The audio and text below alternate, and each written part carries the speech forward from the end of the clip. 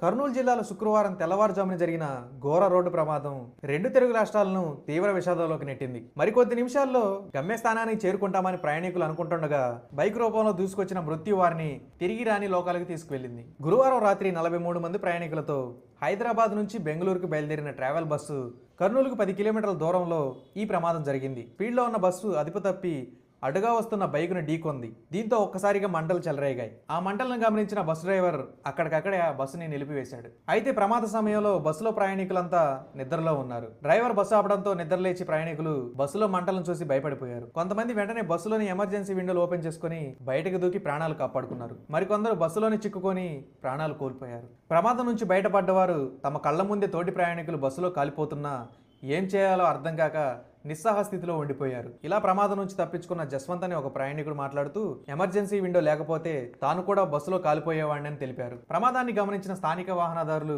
వెంటనే ఫైర్ సిబ్బందికి పోలీసులకు సమాచారం అందించారు. సమాచారం అందుకున్న పోలీసులు ఫైర్ సిబ్బంది హోటాహోటీగా ఘటన స్థలానికి చేరుకున్నారు. వెంటనే మంటలను అదుపు చేసే ప్రయత్నం చేశారు. చాలాసేపు శ్రమించి మంటలను అదుపులోకి తెచ్చారు. బస్సులో కాలిపోయిన మృతదేహాల్ని వెలికి తీసి హాస్పిటల్కు తరలించారు. గాయపడిన వారిని కూడా కర్నూలు ప్రభుత్వ హాస్పిటల్కి తరలించారు. ఇప్పటి వరకు ప్రమాదంలో 20 మంది వరకు మృతి చెందినట్లు తెలుస్తోంది. వారిలో 19 మంది మృతదేహాలు బస్సులో నుంచి వెలికి తీశారు. హైదరాబాద్ నుంచి బెంగళూరు వెళ్తున్న బస్సులో సొరారంలో 2, జేఎస్టీయూ వద్ద 3 ప్రయాణికులు ఎక్కినట్లు తెలుస్తోంది.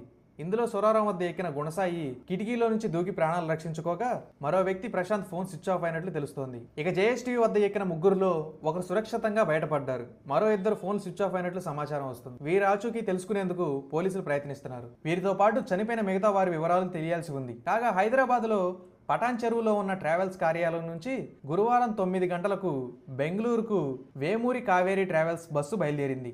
శుక్రవారం తెల్లవారుజామున 3 గంటల సమయంలో కర్నూలు మండలం చినటేకూరు వద్ద రాగానే బస్సులో మంటలు చెలరేగాయి. హైదరాబాద్లో చికిత్స కోసం వచ్చినట్లు బస్సు ప్రమాదంలో తీవ్రంగా గాయపడిన రామిరెడ్డి తెలిపారు. బెంగళూరులో కూతురు ఎల్ఎల్బీ చేస్తుంది. పాపను చూడటానికి వెళ్ళాను. గాఢ నిద్రలో ఉన్నాను. ఒక్కసారిగా బస్సులో అరుపులు కేకలు వినిపించాయి. లేచి చూసేసరికి బస్సు అంతా దట్టమైన పొగ, మంటలు. ప్రయాణికులంతా లాస్ట్ సీటుకు వచ్చేశారు. పొగలో ఏం కనిపించట్లేదు. ఎవరో కిటికీలో నుంచి నన్ను బయటికి లాగారు. బస్సుకి కొద్ది దూరం వరకు వచ్చాం. కళ్ల ముందే బస్సు తగలపడిపోతుంది. లోపల ఉన్న ప్రయాణికులు కొందరు సజీవ దహనం అయ్యారు. ఎవరో ఇనోవా కారులో మమ్మల్ని తీసుకువెళ్లి కర్నూలు ఆసుపత్రిలో చేర్చారు. ఉదయం 6 గంటలకు నాకు స్పృహ వచ్చింది. ఇంట్లో వాళ్లకు కాల్ చేసి నేను సేఫ్ గానే ఉన్నానని చెప్పాను.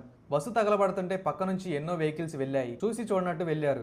కొందరు వచ్చి కాపాడారు. డ్రైవర్, క్లీనర్ అసలు అక్కడ కనబడలేదు. చిన్న మంటలు స్టార్ట్ అవగానే మాకు ముందుగానే అలర్ట్ చేసి ఉంటే ఇంత ప్రమాదం జరిగేది కాదు అని రామిరెడ్డి చెప్పాడు.